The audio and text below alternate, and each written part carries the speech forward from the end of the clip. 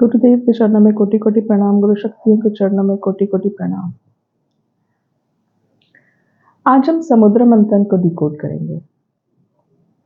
समुद्र मंथन जैसी बहुत सारी स्टोरीज हमारे पुराणों में, ग्रंथों में, हमारे कल्चर में है, हमारे संस्कृति में है। बहुत बार हम इन स्टोरीज को जस्ट सिंपल स्टोरीज समझ के, सुन के, एंटरटेनमेंट के तौर पे सुन के हम इसे इग्नोर कर देते हैं। कभी कभी हम लॉजिकल क्वेश्चन करते हैं कि समुद्र मंथन कैसे हो सकता है, माउंटेन सी के अंदर जाए और फिर स्नेक टर्न करे। तो इन सब चीजों के लिए एक डिकोडिंग की जरूरत है, क्योंकि बहुत पुराने जमाने में जब कोई भी नॉलेज पास ऑन करने का सिस्टम स्टार्ट हुआ, तब इट वाज ऑलवेज कंसिडर्ड कि हम इसे एक डिकोडेड फॉर्म में पास ऑन करते हैं, एक स्टोरी के फॉर्म में पास ऑन करते हैं, क्रिएट करते हैं एक स्टोरी और उसके फॉर्म में देते हैं, ताकि सुनने वाले की अगर इच्छा है, अगर उसमें इतनी लगन है, तो वो डिकोड करे और समझे कि हम क्या समझाना चाहते हैं। तो इसलिए हमारी सारी स्टोरीज देखने में तो ऊपर ऊपर बहुत सिंपल लगती है, पर जब हम इन्हें डिकोड करने बैठे तो आज के लाइफ से हम इसे रिलेट कर पाते हैं। हर फेस्टिवल, हर स्टोरी हम डे टू डे लाइफ से रिलेट कर सकते हैं। तो इस तरह Samudra Manthan, how it can help you in today's world to manage your life better, आपकी लाइफ को मैनेज करने में कैसे हेल्प करेगा, ये आज हम डिकोड करेंगे। तो समुद्र मंथन जैसे हम कहते हैं कि एक बड़ा सी था, उससे चर्न किया गया, उसमें से बहुत सारी चीजें निकली जिससे डिवाइड किया गया दो टीम्स में, एक देवता पॉजिटिव साइड और एक असुर जो कि नेगेटिव साइड। तो इसे हम अगर अपने लाइफ से रिलेट करें तो इट इज अ जर्नी, पैदा होने से लेके एंड तक हमारी जर्नी जो है ये समुद्र मंथन है। और अगर हम इसमें स्पिरिचुअल प्रोग्रेस चाहते हैं तो समुद्र मंथन के जैसे आज जैसे हम डिकोड कर रहे हैं, वैसे स्टेप बाय स्टेप अगर आप प्रोग्रेस करेंगे तो आपको लास्ट स्टेप, मोक्ष की प्राप्ति, परमात्मा से एक रूप होते हैं जिसे हम कहते हैं, वो आपको जरूर मिलेगी। तो समुद्र मंथन की स्टोरी स्टार्ट होती है ऋषि दुर्वासा से। एक बार ऋषि दुर्वासा शिव जी से हिमालय पर्वत मिलने जा रहे थे। रास्ते में उसे इंद्रदेव मिले जो कि अपने हाथी पर सवार थे। जैसे कंसेप्ट था जुने जमाने का, जैसे ट्रेडिशन था, उन्होंने झुक के प्रणाम किया ऋषि दुर्वासा को। और ऋषि दुर्वासा ने खुश होके उन्हें आशीर्वाद जैसे देते हैं, तो एक आशीर्वाद के तौर पे एक फ्लावर दिया, फूल दिया। वो था विष्णु जी का एक दिव्य फ्लावर, बहुत ज्यादा फ्रेग्रेंस, बहुत ज्यादा ब्यूटीफुल एनर्जी थी उसमें। और इंद्रदेव ने अपने जिस इग्नोरेंस में, या एक उस वक्त ध्यान नहीं गया उनको, उन्होंने वो फ्लावर लिया और जिस एलिफेंट पे बैठे थे उसके माथे पे रख दिया। और जैसे ही वो फ्लावर हाथी के माथे पे रखा तो उसकी खुशबू इतनी थी, उससे इतने अट्रैक्ट बीज आने लगे, उससे अट्रैक्ट होकर, और उसकी खुशबू से एलिफेंट को बहुत तकलीफ होने लगी। और उसने गुस्से में आके ऐसे सिर हिला के फूल को नीचे गिरा दिया एंड वो बहुत रेस्टलेस हो गया था। तो जैसे ही उसने रेस्टलेस में पैर वैर हिलाए तो वो फ्लावर के ऊपर उसने स्टेप कर दिया। तो फ्लावर के ऊपर स्टेप करने के बाद ऋषि दुर्वासा ने जब देखा कि मैंने इतना विष्णु जी का दिव्य फूल दिया, एक फ्लावर दिया मैंने फुल ऑफ एनर्जी वाला, और उसे इंद्रदेव ने इतनी बुरी तरह से ट्रीट किया, तो गुस्से में आके उन्होंने सारे देवताओं को श्राप दिया कि आप तो अपने मस्ती में ही चूर हो, आपको किसी की रिस्पेक्ट ही नहीं है, आपको किसी की परवाह ही नहीं है, तो आपसे ये सारी चीजें आपकी छीन जाएंगी। तो एज अ रिजल्ट सारे देवतागण बहुत मुसीबत में आ गए। एक कहते हैं ना कि पॉजिटिविटी, उनका पावर, उनका स्ट्रेंथ, उनका जो पूरा राजपाट था वो सब खत्म होने लगा। देवताओं को एक वरदान मिला हुआ था कि वो अमर थे, कभी बूढ़े नहीं होते थे, तो बुढ़ापा भी उन्हें आने लगा, उनकी शक्ति कम होने लगी, उनका जो तेज था वो भी कम होने लगा। डर के सारे देवतागण इसका हल ढूंढने लगे, इसका उपाय ढूंढने लगे, पर उन्हें कोई भी उसका सॉल्यूशन नहीं मिल रहा था। फिर किसी ने सजेस्ट किया कि हम ब्रह्मदेव के पास चलते हैं, और वो सारे ब्रह्मदेव के पास चले गए। ब्रह्मदेव ने उनका जब प्रॉब्लम सुनी तो कहा कि आपके प्रॉब्लम्स की सॉल्यूशन तो एक ही चीज है, वो है अमृत।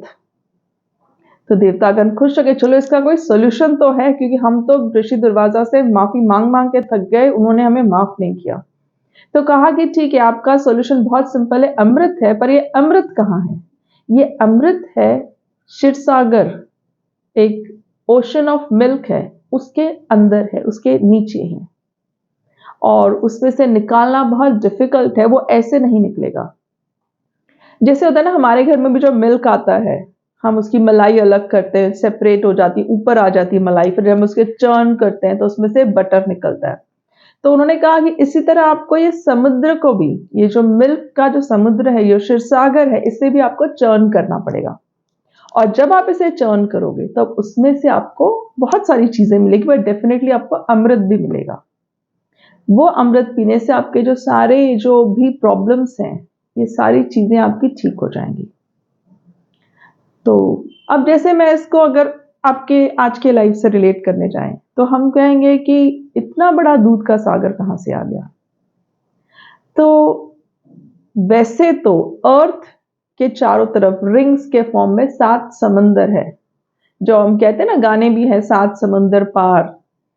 तो ये जो 7 समंदर है, ये अर्थ के चारों तरफ है, अर्थ के अंदर नहीं है, अर्थ के ऊपर नहीं है। पर इग्नोरेंस की वजह से हम रियलाइज नहीं करते कि अर्थ के चारों तरफ 7 समंदर हैं, और हम मानेंगे भी नहीं जब तक साइंस प्रूव ना करे। तो इसलिए हम क्या करते हैं, हम सिर्फ उन 7 समंदर में से सिर्फ एक ही समंदर की बात करेंगे आज, दूध का सागर, मिल्क का सागर, जिसे साइंस देख चुकी है। हमारी गैलेक्सी जो है वो मिल्की वे गैलेक्सी है, उसका नाम भी मिल्की वे गैलेक्सी रखा गया because it represents white white like milk. अब ये जो मिल्की वे गैलेक्सी, इसका अगर आप शेप देखो, जैसे मैंने कहा कि ये तो रिंग्स के फॉर्म में होती है, अब मिल्की वे गैलेक्सी का शेप तो ऐसे स्पाइरल है। तो स्पाइरल क्यों है?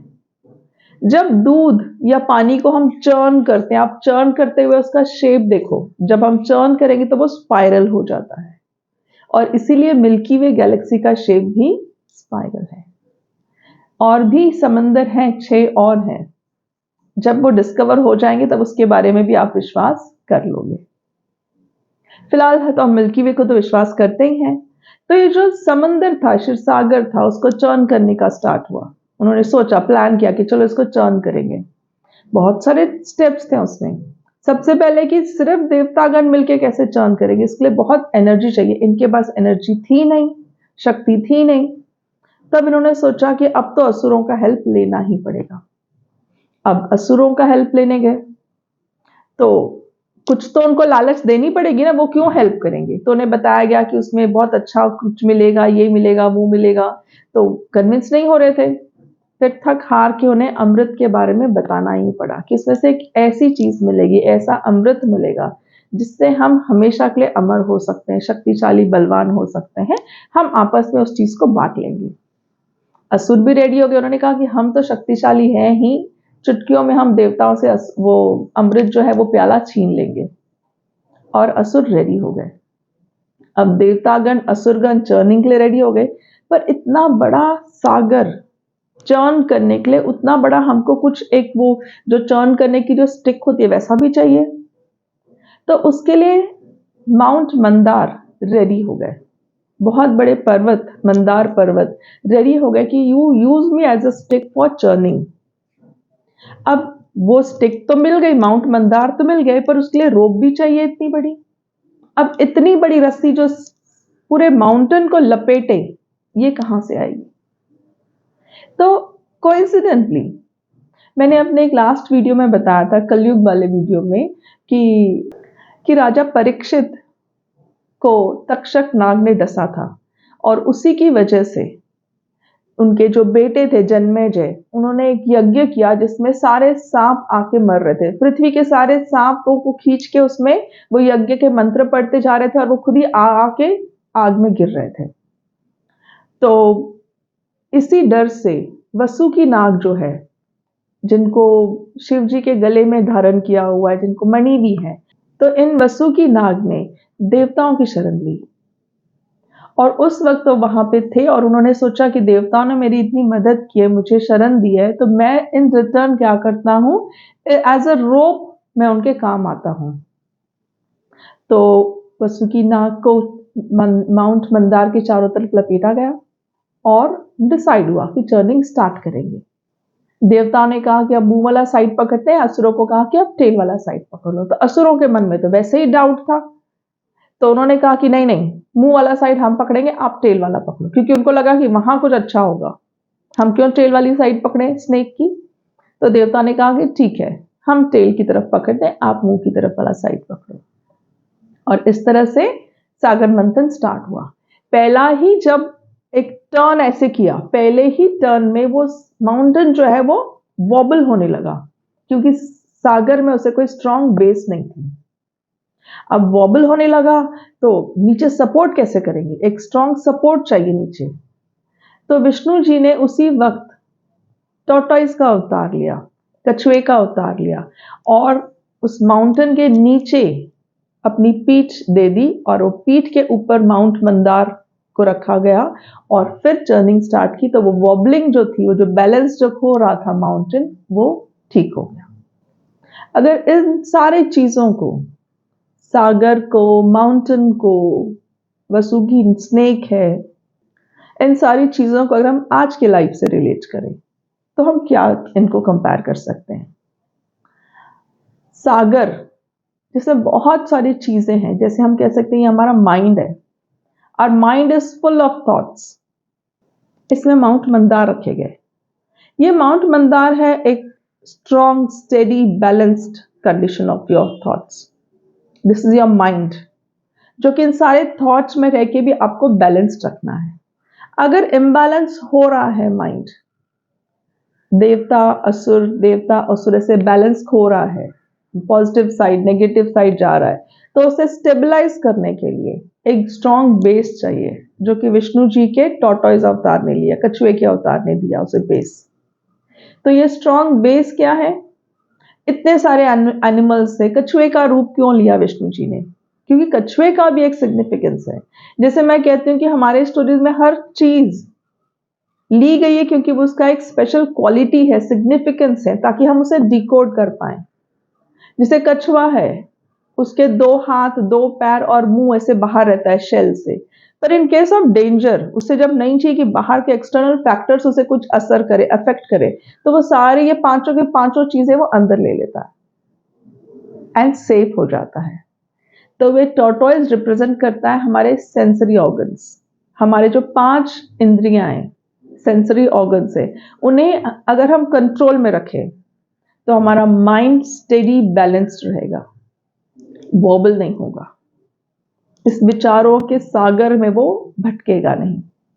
वसुकी स्नेक जो है एज अ रोप, इधर खींचते हैं, इधर खींचते हैं, इधर खींचते हैं, इधर खींचते हैं। तो वो ये जो वसुकी स्नेक है, स्नेक रिप्रेजेंट करता है हमारे डिजायर्स को। हमारे डिजायर्स हमारे माइंड को कंट्रोल करते हैं। अब इस वक्त वसुकी स्नेक जो डिजायर है, वो डिजायर एक ही है, क्या? अमृत पाने की डिजायर। तो अगर हम इसे स्ट्रॉन्ग माइंड से, फुल कंसंट्रेशन से अपने डिजायर को भी कंट्रोल करें कि हमें अमृत ही पाना है, हमें परमात्मा से एक रूप होना है, तो आपकी स्पिरिचुअल प्रोग्रेस, आपकी लाइफ का समुद्र मंथन स्टार्ट हो जाता है। ये रोप एक तरफ से असुरों ने पकड़ा था, एक तरफ से देवताओं ने पकड़ा था। ये इस चीज को भी रिप्रेजेंट करती है कि हमें cooperation of both the worlds चाहिए। अगर हमें प्रोग्रेस करनी है तो spiritual world and physical world, materialistic world, ये भी दोनों चीजें बैलेंस होनी चाहिए। अब समुद्र मंथन स्टार्ट हो गया, सक्सेसफुल, हर चीज सेट हो गई। सबसे पहले जो उसमें निकला, कालकुट जहर निकला, पॉइजन निकला, विष निकला। उसके निकलते ही असुर, देवतागण, हर कोई एक कॉन्शियसनेस खो रहा था, एक बेहोश हो रहे थे। धीरे धीरे जैसे वो जहर फैलने लगा, तब ऐसे लगा पूरी पृथ्वी खत्म हो जाएगी।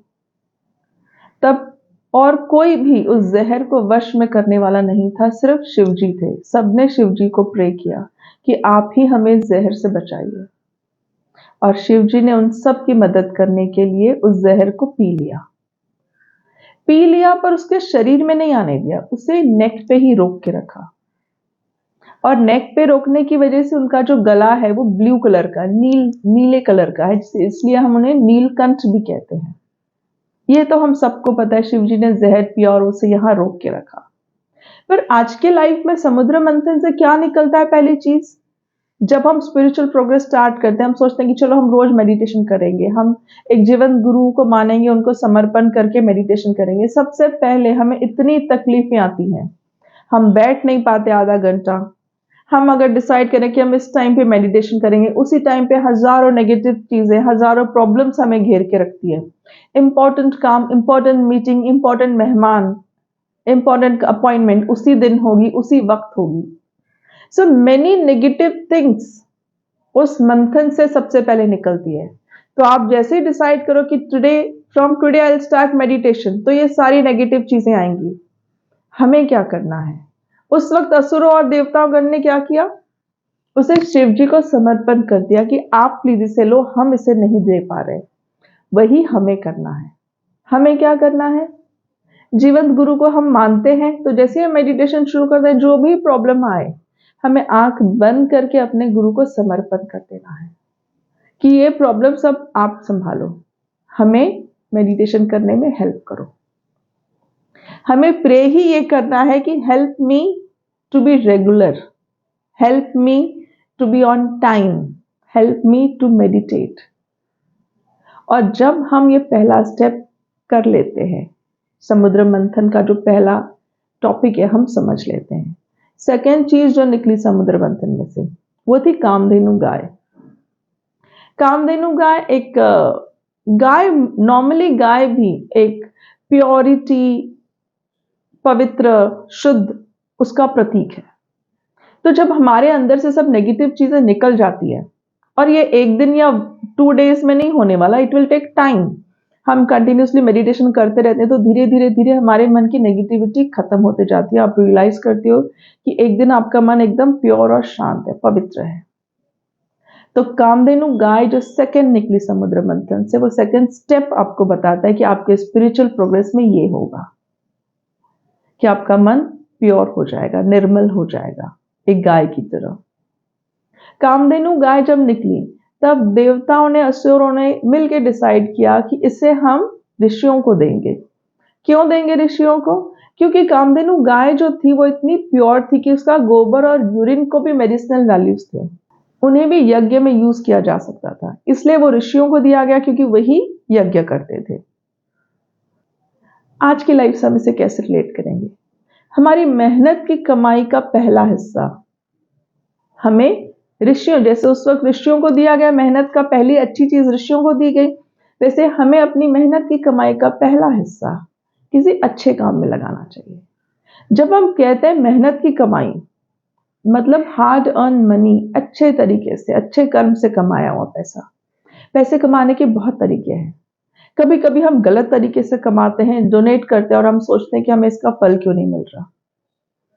और अगर हम नोट करें, अगर आप लिस्ट बनाओ कि कब कब आपने डोनेट किया, तब आपको रियलाइज होगा कि हम हमेशा अपनी जरूरतें पूरी करने के बाद बचा हुआ एक्स्ट्रा मनी डोनेट करते हैं। डोनेट हमें क्या करना चाहिए? अपनी कमाई का, मेहनत की कमाई का पहला हिस्सा डोनेट करना है, तो ही उसे दान या परफेक्ट दान माना जाता है। जैसे कि समुद्र मंथन में कामधेनु गाय को ऋषियों को दिया गया। तो ये सेकंड स्टेप हमें यहाँ पे ये सिखाता है। थर्ड चीज जो मिली समुद्र मंथन से, वो था उच्चैश्रव घोड़ा। ये एक 7 हेडेड हॉर्स था, वाइट कलर का हॉर्स था।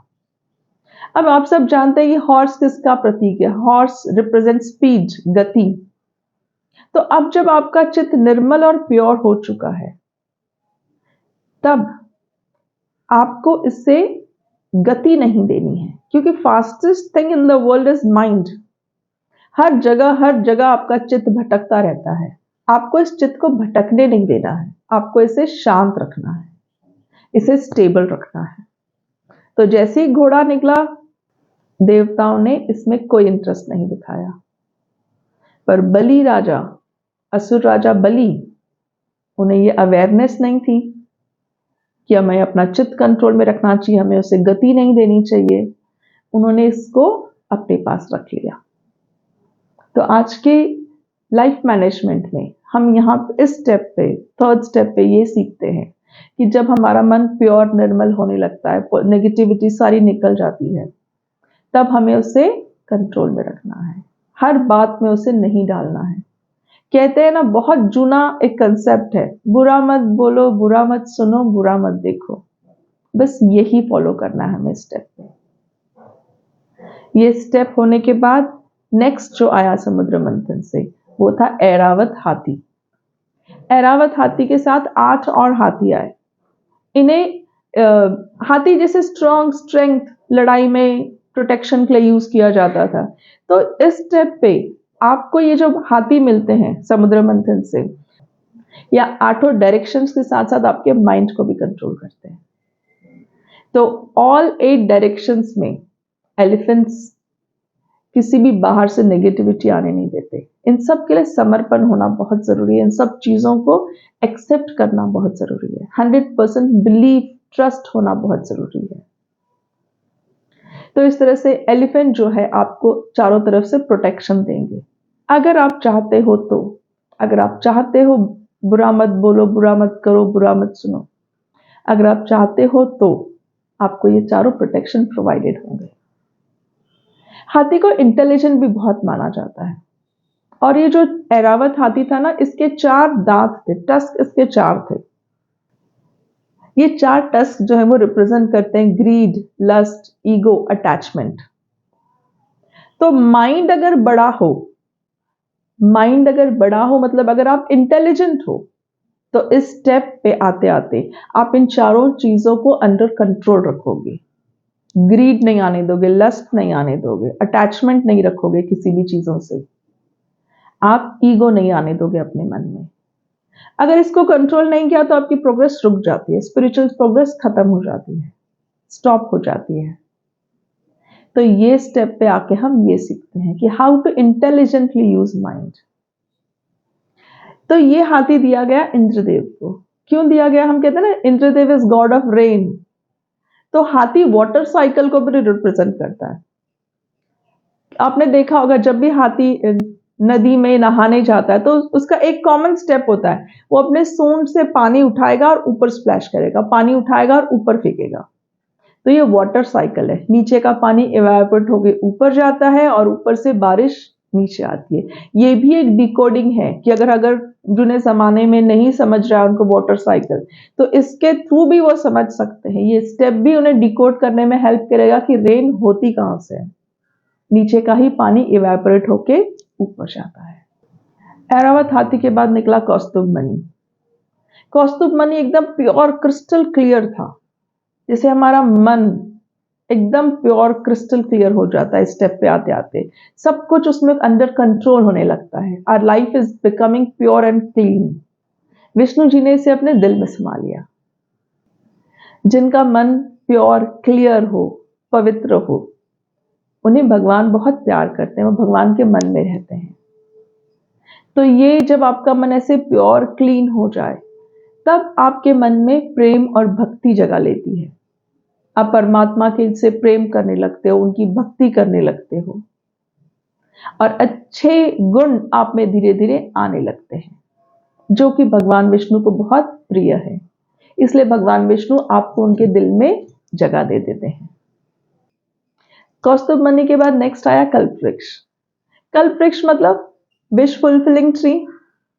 इसे तो देवता डायरेक्ट स्वर्ग में ले गए, क्योंकि हुआ क्या, जब असुरों ने वसुकी स्नेक को मुंह से पकड़ा हुआ था और देवताओं ने उसे टेल से पकड़ा हुआ था, तब मुंह से पकड़ने की वजह से विष तो है ही वसुकी स्नेक में, तो कंटिन्यूसली उसके फ्यूम्स आ रहे थे। तो फ्यूम्स आने की वजह से एक, कहते हैं ना कि little unconscious state of mind असुरों का होने लगा। तो जो भी अच्छी अच्छी चीजें मिलती थी, ये देवतागण स्वर्ग में विष्णु जी आपस में बांट रहे थे, और इन्हें होश ही नहीं था। तो ये भी एक ट्रिक थी कि मुंह की तरफ वाला साइड असुर पकड़े तो अपने आप उनमें वो मदहोशी नशा आता जाएगा, जहर अपना असर दिखाने लगेगा। तो इस तरह से जो कल्प वृक्ष ट्री था वो स्वर्ग में ले गए। अब कल्प वृक्ष ट्री क्या है? इस स्टेप पे आते आते, जैसे मैंने कहा कि शुरुआत से हमने नेगेटिविटी दे दी, हमने अपने माइंड को कंट्रोल कर लिया, डिजायर्स को कंट्रोल कर लिया, हम प्योर हो गए, हमने अपने चित्त को भी कंट्रोल कर लिया, हमने इतना अपने आप में एक बैलेंस ले आए कि अब स्पिरिचुअल प्रोग्रेस की नेक्स्ट स्टेप में क्या होता है कि आपके सारे विशेस फुलफिल होने लगते हैं। ये जो कल्प वृक्ष है, उसी की तरह जैसे कल्प वृक्ष होता है ना, विश फुलफिलिंग ट्री, तो ये कल्प वृक्ष आपके सारे विशेस पूरी करने लगता है। जो कभी आपने सपने में भी सोचा हो कि अरे ऐसा कुछ काश हो जाए, ऐसा कुछ मुझे मिल जाए, वो चीजें भी मिलने लगती है। कभी कभी तो जो मांगा न सोचा वो चीज भी मिलने लगती है। हमें लगता है हम इस लायक ही नहीं है, वो भी आपको मिल जाता है, पर उसके लिए ये सारे स्टेप्स आपको क्रॉस करने पड़ते हैं। तो यह है कल्प वृक्ष ट्री, जो आपके स्पिरिचुअल प्रोग्रेस में आपको जरूर एक दिन मिलते हैं। पर अगर कल्प वृक्ष ट्री के आस में आप आगे बढ़ते हो, मतलब आप डिजायर को लेके आगे बढ़ते हो, तो वो स्टेप आपकी लाइफ में कभी भी नहीं आएगा। डिजायर छोड़ने पे सब चीजें मिलेंगी। होता है ना, हम करते हैं ना, आजकल ट्रेंड में है नो मेकअप लुक, कि किया भी है पर दिखना नहीं चाहिए। वैसे ही no desire, the moment you have no desire, you get everything what you wanted in your life. तो जब हमने सारी विशेष मांग ली, अब हमारी प्रोग्रेस फास्ट हो रही है, तो आपका एक एग्जाम लिया जाएगा। वैसे तो एग्जाम हर स्टेप पे होता है, पर यहां पे भी एक एग्जाम लिया जाएगा। तो समुद्र मंथन से आया हुआ नेक्स्ट चीज भी इस एग्जाम को रिप्रेजेंट करता है। समुद्र मंथन से नेक्स्ट निकली अप्सरा रंभा। रंभा अप्सरा आप सब जानते हैं कि महर्षि विश्वामित्र की तपस्या भंग करने के लिए इन्हें भेजा गया था।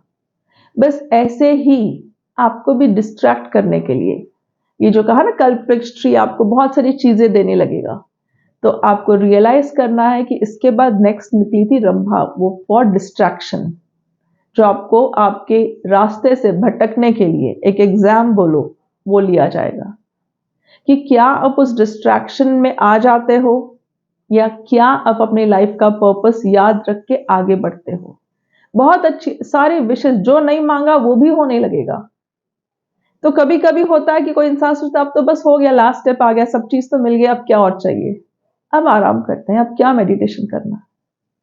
तो यहां पे हमें अवेयर रहना है कि ये क्या है, ये रंभा अप्सरा की तरह हमें डिस्ट्रैक्ट करने के लिए कहा गया। इतना इजी नहीं है भगवान को पाना, इतना इजी नहीं है अमृत पाना, बहुत मुश्किलें आती हैं।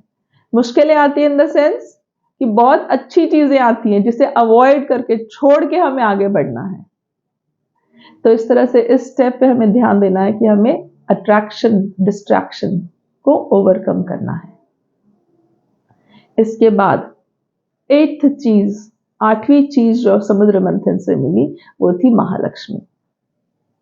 महालक्ष्मी विष्णु जी की पत्नी, वो उन्हीं के दिल में वास करती हैं। जहां विष्णु जी होते हैं महालक्ष्मी वहीं होती हैं। तो जैसे मैंने कहा कि अगर हमारा मन प्योर क्रिस्टल क्लियर है तो भगवान हमारे मन में रहते हैं। तो अपने आप लक्ष्मी जी जब निकली समुद्र मंथन से, वो भी विष्णु जी के साथ साथ आपके पास आ जाती है। जहां प्रेम, जहां भक्ति है वहां विष्णु जी है, जहां विष्णु जी है लक्ष्मी जी का वास अपने आप हो जाता है। तो लक्ष्मी जी जब निकली समुद्र मंथन से, वो अपने आप विष्णु जी के पास चली गई, उनपे किसी और का कोई हक नहीं था। अगर हम लक्ष्मी जी को पाने के लिए आराधना करें, तप करें, जप करें, तो हो सकता है आपके पास टेम्पररी आए, पर परमानेंट वो आपके पास नहीं रह सकती। परमानेंट वो सिर्फ विष्णु जी के पास रह सकती है। इसके बाद नेक्स्ट जो निकला समुद्र मंथन में से वो था वरुणी या मदिरा। अब अप्सरा निकली रंभा तो उसे स्वर्गलोक में ले गए। अब जब महालक्ष्मी निकली तो उन्हें देवता विष्णु जी ले गए। तो अब जब नेक्स्ट देवी निकली वरुणी मदिरा, तो असुरों ने कहा कि ये तो हम लेंगे, और उन्हें रियलाइज ही नहीं हुआ कि वरुणी या मदिरा ये एक नशा करने वाली चीज है।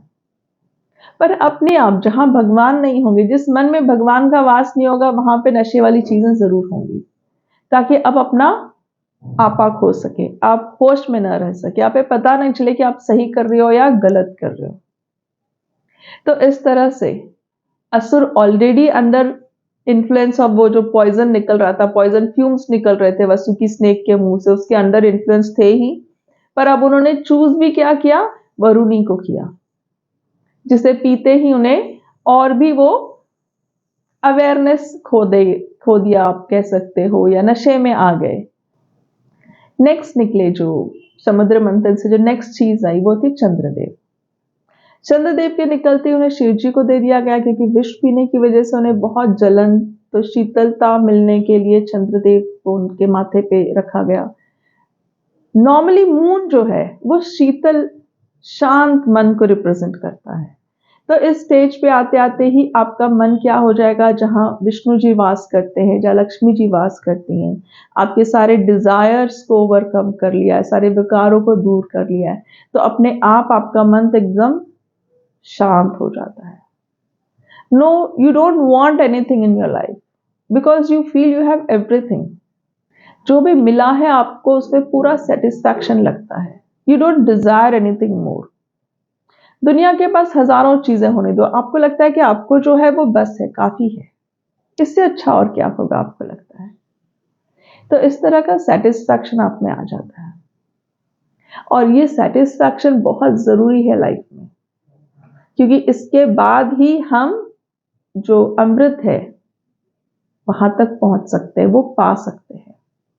अगर डिससेटिस्फैक्शन है, अगर अनईजीनेस है, तो हमें अमृत नहीं मिल सकता, हमें परमात्मा नहीं मिल सकते। तो इसके बाद चंद्रदेव के बाद जो नेक्स्ट चीज निकली वो थी पारिजात। पारिजात जो झाड़ है, वो उसके फूल आपने देखे होंगे, ऑरेंज स्टिक होता है, वो कभी भी मतलब खिलते हैं पर वो झाड़ में नहीं होते, वो नीचे ही गिर जाते हैं। तो उसके पीछे भी एक स्टोरी है। कहते हैं कि अप्सराएं जब डांस करते करते थक जाती थी तो उसकी छांव में बैठ के या उसको टच करके उनकी थकावट क्या हो जाती थी, दूर हो जाती थी। कृष्ण भगवान इस पारिजात पेड़ को स्वर्ग से धरती पे ले आए। उसके बाद धनुष और शंख जो कि विष्णु जी के पास है। धनुष जैसे उस वक्त प्रोटेक्शन अगर हमें चाहिए, अगर हमें अपने आप को प्रोटेक्ट करना है, तो एक ही हथियार होता था, धनुष बाण, तो उसे वो रिप्रेजेंट करता है। शंख, शंख का कंसेप्ट बहुत ही अलग है। शंख समुद्र मंथन से मिला है, आज भी हम देखो शंख समुद्र से मिलता है, एम्प्टी है अंदर, पूरा कुछ भी नहीं होता शंख के अंदर, पर जब हम उसको ब्लो करते हैं तो कितना पवित्र आवाज, कितनी एकदम मधुर आवाज उसके अंदर से आती है। मतलब आप जब शंख की आवाज भी सुनो तो पूरे वाइब्रेशन आपके शरीर में ऊपर से नीचे तक होने लगते हैं। तो ऐसे ही हमें एम्प्टी होना है, क्योंकि अब हम बस एक ही स्टेप दूर है परमात्मा से। तो जब हम ऐसे एम्प्टी हो जाएंगे तब हमारे अंदर से ब्रह्मनाद सुनाई देगा, क्योंकि और कुछ भी नहीं है। We are devoid of all the things, ego, anger, desire, attachment, everything is gone, we are empty. तो अब आपके अंदर से एक ब्रह्मनाद सुनाई देता है, मतलब आप सिर्फ एक स्टेप दूर हो परमात्मा को पाने से। तो शंख आता है नंबर 13 फ्रॉम समुद्र मंथन। नेक्स्ट जो निकले समुद्र मंथन से वो थे धन्वंतरी। धन्वंतरी आयुर्वेद के देवता है, देवताओं के हीलर भी कह सकते हैं हम। और आप तो जानते हैं कि आयुर्वेद हमारे हेल्थ को ठीक करने में हेल्प करता है। आयुर्वेदिक दवाइयाँ हमें शरीर अच्छा रखती है, हमारा स्ट्रेंथ, इनर स्ट्रेंथ देती है हमें। तो इस तरह से ये स्टेप पे आते आते हमारा मन शांत हो गया, प्योर हो गया, पवित्र हो गया, चित्त भी शांत हो गया। अब शरीर भी हमारा निरोगी और स्वस्थ होना चाहिए। आयुर्वेद के कुछ नियम फॉलो करने से, कुछ प्रिंसिपल्स फॉलो करने से हम अपने शरीर को भी स्वस्थ रख सकते हैं। तो जब हमारा शरीर स्वस्थ होगा, स्ट्रांग होगा, सबल होगा, तो ही हमारे शरीर में परमात्मा का वास होगा। तो धन्वंतरी जो है वो विष्णु जी के अवतार हैं, और ये स्टेप आते आते हम रियलाइज करने लगते हैं कि हमारा जो शरीर है वो एक मंदिर है। जैसे हम भगवान को नहलाते हैं, हम सबसे पहले आप खुद नहाते हैं, पूजा होती है, कुछ होती है, हम सिर से नहाते हैं। क्यों करते हैं? क्योंकि हम मानते हैं कि हमारा शरीर एक मंदिर है, पहले हमें अपने आप को प्यूरिफाई करना है। तो इस तरह से इस स्टेप पे आते आते आप शरीर को प्यूरिफाई करने में आप बिलीव करोगे। आप बिलीव करोगे कि जब प्योर शरीर होगा तो ही इसमें परमात्मा का वास हो सकता है। तो इसके बाद जो लास्ट स्टेप है वो है अमृत। तो धन्वंतरी जो निकले तो उनके हाथ में अमृत का कलश था। ये अमृत क्या है? ये है वो लास्ट स्टेप, वो मोक्ष, जब आपका परमात्मा से कनेक्शन हो जाता है, जब आपकी आत्मा परमात्मा से कनेक्ट हो जाती है। तो जब ये अमृत का कलश निकला तो सारे असुर, सारे देवता खुशी से फूले नहीं समाये कि चलो जिस चीज की उन्हें आस थी वो मिली तो सही। अब कौन पहले पिए कौन बाद में पिए, शेयरिंग ही नहीं हो पा रहा था, उनसे डिसाइड ही नहीं हो पा रहा था, ये सेटिंग ही नहीं हो पा रही थी। और इस झगड़े में 4 बूंदे धरती पे गिरी, जहां पे कुंभ मेला ऑर्गेनाइज किया जाता है। तो ये जब झगड़ा चल रहा था तब विष्णु जी ने देखा कि देवता जो है वो वीकर साइड होते जा रहे हैं, क्योंकि उनके पास स्ट्रेंथ तो था ही नहीं, और असुर तो अपने मदहोशी में मदिरा पीने से एक जोश अलग से आ गया था उनमें। हम देखते हैं ना कि अल्कोहल ड्रिंक के बाद एक अलग सा जोश, ताकत आ जाती है। तो उनका तो कोई मुकाबला ही नहीं हो पा रहा था, तो उन्हें कैसे हराए? तब विष्णु जी ने मोहिनी अवतार लिया, एक बहुत ही ब्यूटीफुल सुंदर लेडी। उन्हें देखते ही देवता असुर सब मदहोश हो गए और बड़े प्यार से उन्होंने कहा सबको कि आप लोग झगड़ा मत कीजिए, आप लोग 2 पैरेलल लाइंस में बैठ जाइए, मैं सबको सर्व करते जाती हूँ।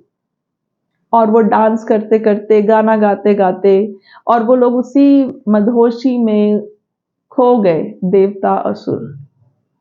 पर विष्णु जी ने बड़ी चालाकी से देवताओं को अमृत पिलाया।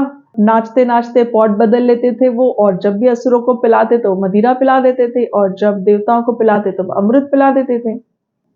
पर ये जो ट्रिक थी, ये एक असुर सर्वभानु ने देख ली और उसे रियलाइज हुआ कि अरे अमृत तो देवताओं को पिलाया जा रहा है और हमें कुछ और पिलाया जा रहा है।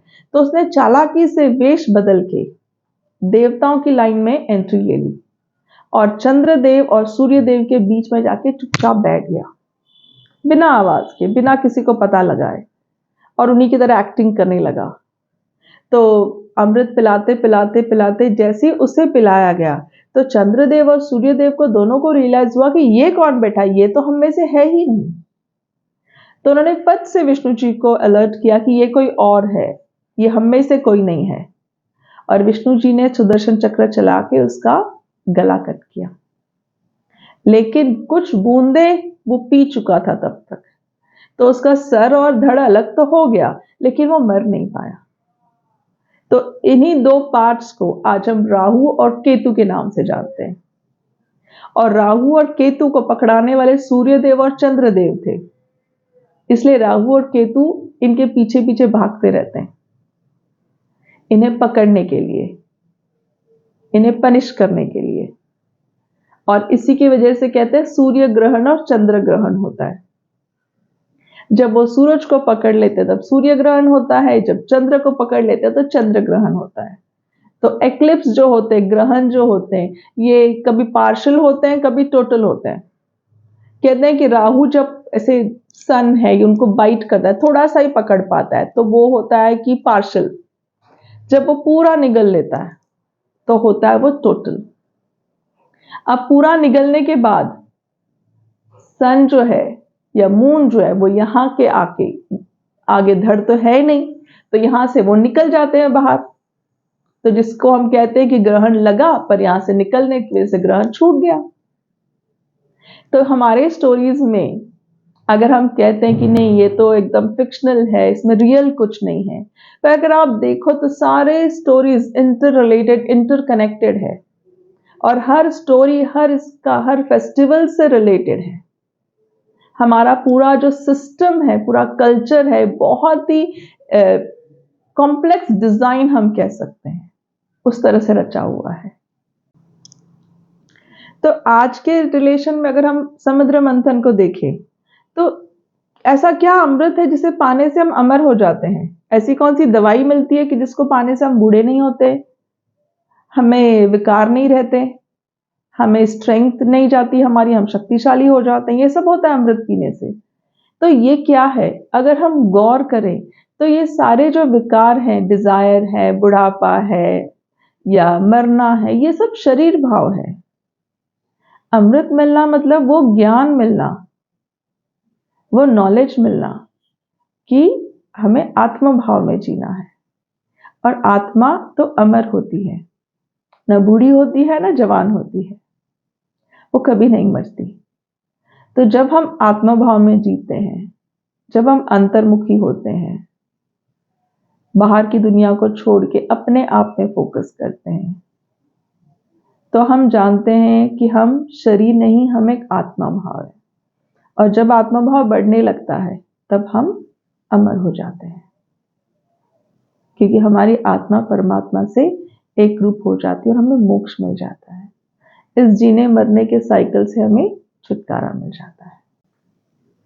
तो इस समुद्र मंथन को अगर हम अपने लाइफ मैनेजमेंट से रिलेट करें तो हम देखते हैं कि जैसे विष्णु जी ने एडवाइस किया कि देवता और असुर दोनों मिलके ही ये कर सकते हैं काम, वैसे भी हमारी स्पिरिचुअल प्रोग्रेस, हम ऐसे नहीं सोच सकते कि हमारी ग्रोथ वन साइडेड हो, सिर्फ कैरियर हमारा अच्छा हो। बहुत जने कहते हैं लाइफ में, हम आप देखोगे आप चारों तरफ, कोई कहता है कि बस मेरा कैरियर अच्छा होना चाहिए, कैरियर सेट होना चाहिए, मुझे और कुछ भी नहीं चाहिए लाइफ में। कोई कहता है कि नहीं बस मेरी शादी हो जाए, शादी हो जाए, बस इससे और ऊपर मुझे कुछ नहीं चाहिए। कोई कहता है कि बस मेरी हेल्थ अच्छी रहे, हेल्थ अच्छी रहे, बस मुझे इससे अच्छा कुछ नहीं चाहिए। पर ये all these desires are one sided, which will always lead to imbalance in your life. So always you should find balance. Positive, negative, these are two sides of the same coin. ये हमें ध्यान रखना है। तो समुद्र मंथन is closely related to your life. इस समुद्र मंथन की तरह आप भी प्रोग्रेस कर पाए अपने लाइफ में, सारे स्पिरिचुअल स्टेप्स प्रॉपरली निभा पाए, प्रॉपर आपकी लाइफ की प्रोग्रेस हो, हर विकार आपसे दूर रहे, हर डिजायर को आप ओवरकम कर पाओ, एक शांत चित्त, प्योर मन, पवित्र मन आप सबको मिले और जल्दी से जल्द आपकी आत्मा भी परमात्मा की आत्मा से एक रूप हो जाए, आप सबको मोक्ष की प्राप्ति हो। यही गुरु चरणों में प्रार्थना है। आप सबको स्वामी जी का खूब खूब आशीर्वाद। जय बाबा स्वामी।